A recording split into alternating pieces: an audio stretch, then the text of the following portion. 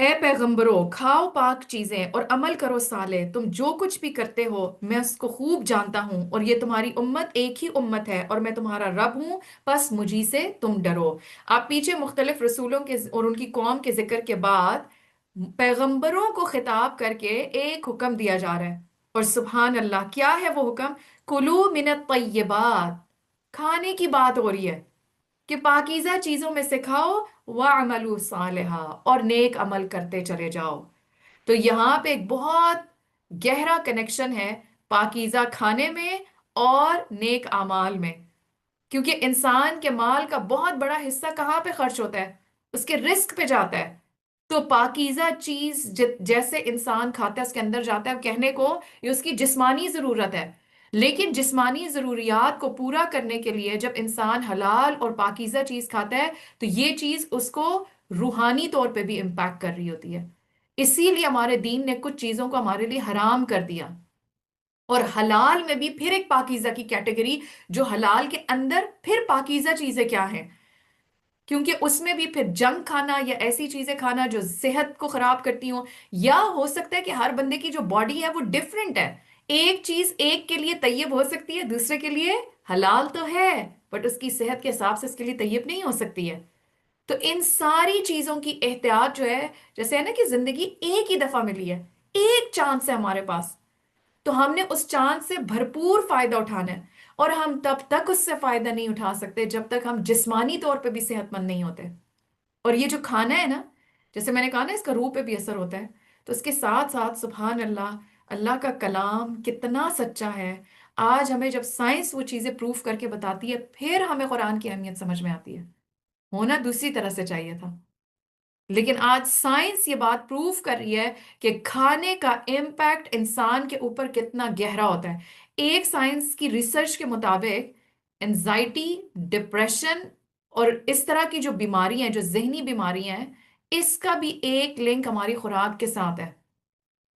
آپ دیکھیں، ہم کہتے ہیں نا آج کے دور میں اتنی انزائٹی کیوں ہے، اتنا ڈپریشن کیوں ہے، تو اس کے اور بھی فیکٹرز ہیں، لیکن بہت سارے فیکٹرز میں سے ایک فیکٹر خوراک ہے۔ پھر اسی طریقے سے جو سلیپ ڈیپریویشن ہے کہ ہم اچھے طریقے سے سو نہیں سکتے ہیں، یا جو سونے کے بعد انسان کو جو چیز حاصل ہونی چاہیے تھی جسم کے لحاظ سے، یا روح کے اثرات اس کے ہونے چاہیے تھے، وہ ہم حاصل نہیں کر پا رہے ہوتے۔ تو اس میں بھی بہت سارے فیکٹرز کے ساتھ ایک فیکٹر خوراک ہے، اور اس کے ساتھ ساتھ ایک لمبی لسٹ ہے جو مجھے بتانے کی ضرورت نہیں، آپ سب کو معلوم ہے کہ جب خوراک گڑبڑ ہونا شروع ہوتی ہے، جب جنک ہم کھاتے ہیں اور وہ چیزیں کھاتے ہیں اور حد سے زیادہ کھاتے ہیں، جیسے پہلے ہم پڑھ چکے ہیں آیت کہ کھاؤ پیو لیکن اعتدال کے ساتھ، زیادتی نہ کرو، ٹھیک ہے، زیادتی نہ کرو۔ تو اب جب اعتدال سے چیز باہر چلی جاتی ہے، ہمیں کہا گیا ہے کہ تھوڑی سی بھوک رکھ کے کھانا کھاؤ۔ ہم کھانا کیسے کھاتے ہیں؟ پہلے اتنا کھاؤ جگہ نہیں ہے پھر بھی ٹھوسو، اور پھر کہیں او ہو بہت کھا لیا، اب تو مجھے سانس بھی نہیں آ رہی، اور یہ اتنا کامنلی ہم بولتے ہیں نا، مجھے تو اب سانس بھی نہیں آ رہی، اور پھر اس کے اوپر پھر اس کو ہضم کرنے کے لیے پھر اس سے بھی خراب چیز لیتے ہیں، ٹھیک ہے، اور وہ آپ کو پتا ہے کہ میں کس چیز کی بات کر رہی ہوں۔ پھر ایسی ڈرنکس پیتے ہیں جو ہمیں لگتا ہے اچھا بہت میرا ہاضمہ خراب ہو گیا، اب ہاضمے کے لیے اب یہ والی ڈرنکس لو، پھر اس میں نمک ڈالو تاکہ مجھے تھوڑے سے ڈکار آئیں۔ تو یہ اس امت کا حال ہے جس کو لوگوں کے لیے نکالا گیا۔ ہم بھی کھانے پینے میں اتنے پڑ گئے کہ اپنی صحتوں کے برے حال کر کے بیٹھے ہوئے ہیں، ٹھیک ہے، پھر موٹاپا، پھر موٹاپے کی وجہ سے جتنی بیماری ہیں۔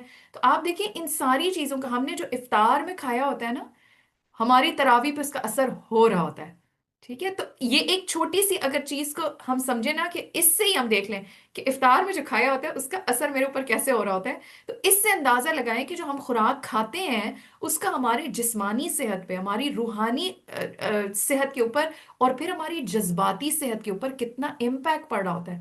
یہ جو بچے آج کل اتنے چڑچڑے ہیں، اور جسے ہم کہتے ہیں نا بدتمیزی کے وہ حدود کراس کر رہے ہیں، چیخم پکار ہے، ایگریشن ہے ان کے اندر، again there is not just one factor but one of very important factor is the food they are consuming۔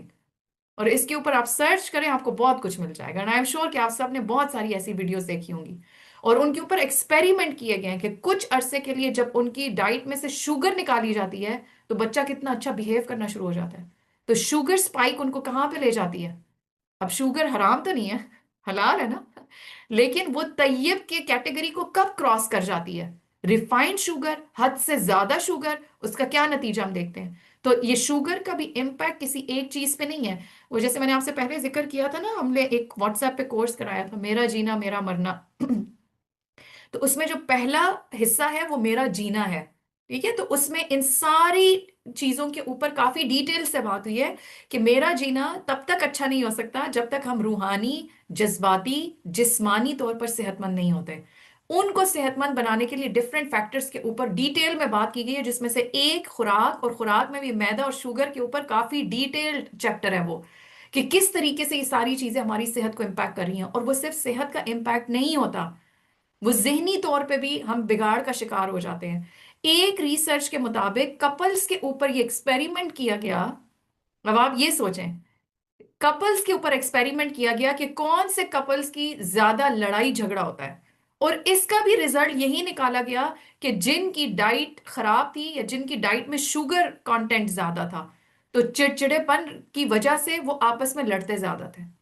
یعنی یہ تو میں نے ابھی دو چیزوں کا ذکر کیا، ظاہر ہے دورہ قرآن میں بہت زیادہ ڈیٹیل میں بات نہیں کر سکتی، لیکن یہ امپورٹنس سمجھانے کی کوشش کر رہی ہوں کہ یہاں پہ رسولوں کو خطاب کر کے ان سے کہا جا رہا ہے کہ تم پاکیزہ چیز کھاؤ اور نیک عمل کرو. تو ان دونوں کا کتنا اسٹرانگ کنیکشن ہے، ان کا آپس میں لنک ہے. تو ہم اللہ کے بندگی اختیار کرنا چاہتے ہیں، لیکن ہمیں اندازہ ہی نہیں ہے کہ اس کے راستے میں کون سی چیز رکاوٹ بن رہی ہے. اس کی طرف ہمارا دھیان ہی نہیں، ہماری توجہ ہی نہیں ہے.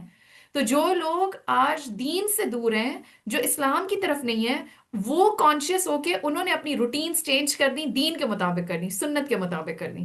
کھانے کو پورشن کنٹرول کا نام دے دیا. ٹھیک ہے، ڈائٹ میں ہیلدی چیزیں اپنی لے آئے. تو وہ تو دنیا کے لیے جی رہے ہیں، تو بھی انہوں نے اپنی اصلاح کر لی. ہم تو آخرت کے لیے جینے والے ہیں. تو ان بیماریوں کے ساتھ کبھی ایک جگہ گرے ہوئے ہیں، کبھی دوسری جگہ گرے ہوئے ہیں، ہم نے کسی کو کیا سنبھالنا ہے؟ وہ تو لوگوں کی فوج لگی ہوئی ہمیں سنبھالنے کے لیے، ہمارے ہی پیچھے دوائیاں لے لے کے پھر رہے ہوتے ہیں، آپ یہ کھا لیں، آپ یہ پی لیں. تو اپنے آپ کو صحت مند رکھنا از ویری امپورٹنٹ، تبھی ہم آخرت کے لیے کوئی نیک کام کر سکتے ہیں. کیا آج ہم روزہ رکھ سکتے ہیں رمضان کے اس بابرکت مہینے میں اگر ہم جسمانی طور پہ فٹ نہیں ہیں؟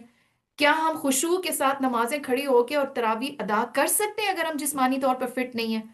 تو جو خوراک ہم کھاتے ہیں اس کے ہمارے اوپر اثرات ہوتے ہیں. تو یہاں پر حلال سے اوپر کیٹیگری کی بات کی گئی، اور وہ ہے طیب.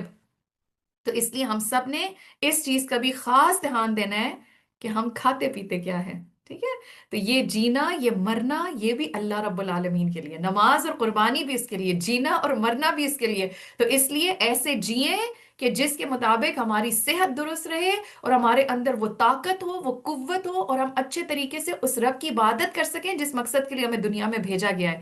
آپ صلی اللہ علیہ وآلہ وسلم نے فرمایا، اگر تمہارے اندر 4 خصلتیں موجود ہوں تو پھر تمہیں دنیا کے کسی فائدے سے محرومی کا کوئی افسوس نہیں ہونا چاہیے.